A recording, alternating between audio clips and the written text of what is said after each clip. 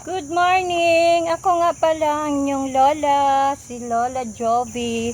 Ang ginagawa ko ngayong umaga, mga ka-garden, kasi nandito kami sa aming garden ngayong umaga at dito kami nakatira. So, ang ginagawa ko sa araw-araw ay ang paglilinis ng aming garden, ang pagdadamo. Pero ngayong umagang ito, ang gagawin ko ay magbabakod ako sa palibot ng aming munting payag. Ayan, payag siya. Maliit lang kasi ang bahay namin, guys. Parang ano lang, farmhouse. Na yung pasya lang kaming dalawa makatulog. Kasi dito sa bundok, ang nakatira dito kami lang dalawa sa aming bahay. Alam nyo naman, matanda na ako. At the age of 60, gusto ko maging malakas ako. Kaya, ayan, gumagawa ako ng aming bakod dito. Kung nakikita nyo guys, ayan. Andyan na yung ating bakod. Ayun. At ito yung pinuputol ko. Itong mga lumang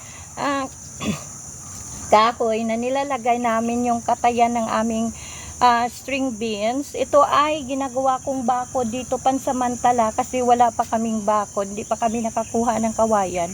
Para hindi makapunta yung mga alaga ko doon sa aming garden. Kaya mga guys, dito na mapatunayan na talagang ang buhay ay talagang tiyaga-tiyaga lang at ikaw ay makakasurvive din kahit sa gaano kahirap na buhay. Dito sa bundok, wala kaming ilaw, wala kaming tubig. Ayan, medyo malayo kasi ang poste ng ilaw sa amin kasi kami ay nakatira sa bundok. Ayun mga guys, so ito na yun, ready na ito, naputol ko na dito, nagpuputol pa ako. Ito yung mga mahahaba kasi pinuputol ko muna para magpantay sila dito, ganyan, para pantay sila doon. Ilalagay ko sa aking bakod. Ayan mga guys, ito lang yung magawa kasi namin kasi sa aming araw-araw na makukuha sa aming garden ay kasya lang talaga sa pambili namin ng aming araw-araw na bigas, ulam, iba pa, sabon. Ayan, yun lang ang talagang kaya ng aming budget. So wala kami pang extra.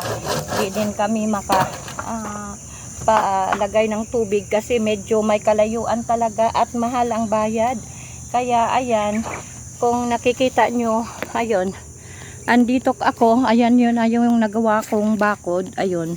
So mga guys, kung nakita nyo, ayun, malawak yung aming garden. Kahapon, tanghali, naglaba ako. Kaya sa araw-araw talaga, sipag at tiyaga, at wala nang talaga kayong masasabi pa. Ayan yung munti naming tuluganan, ayun yung payag namin. So mga guys, ganyan lang kasimple ang buhay sa bukid. Pero kahit papano, kung ikaw ay magtiyaga lang at magsusumikap, talagang mabubuhay ka. Ayan kasi sa tulad naming mga senior citizen na wala na kaming makuhang trabaho.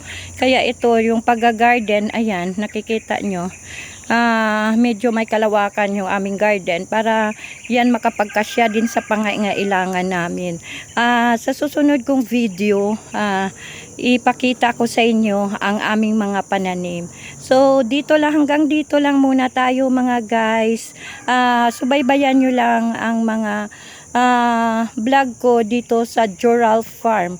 So, ito yung combination ng pangalan namin ng aking kasama, si Ralph Garing, at ako, si Jovi Gonzaga. Thank you very much mga guys. Bye-bye. I love you all. God bless.